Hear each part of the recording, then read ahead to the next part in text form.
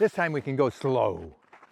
Don Cavers is enjoying a slower pace with his grandchildren these days, moments he's grateful for considering his recent ordeal. I mean, it started out to be an adventure and ended up being a misadventure. This one I built from With 6 decades of sailing experience and multiple solo trips behind him, his latest voyage should have been routine.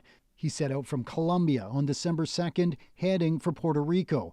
But 3 days in, disaster struck. Everything on the boat shut down. Radio, navigation, radar. Steering with a compass alone, Cavers continued north. But 3 days later, his boat came to a sudden stop. I fell asleep at a very inopportune time and woke up to a very heavy bump and found myself bouncing on a reef. Cavers said his boat started sinking and he had to abandon ship. He spent the next several days adrift, alone in a life raft, with water but hardly any food. Back home, his daughter was getting worried. Something has happened that has prevented him basically from getting in touch. Like shipwreck.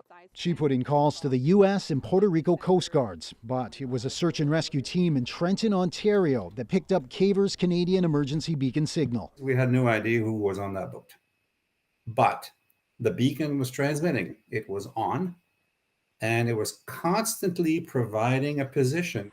After nearly 6 days in the life raft, and with multiple agencies looking for him, a merchant ship finally spotted Cavers in the distance. He heard it approaching and pulled out his emergency bag. I immediately unzipped and fired a couple of flares up and grabbed the radio. And to let these guys know that, hey, I can't get out of your way. And they said, oh, no. And I'm getting choked up.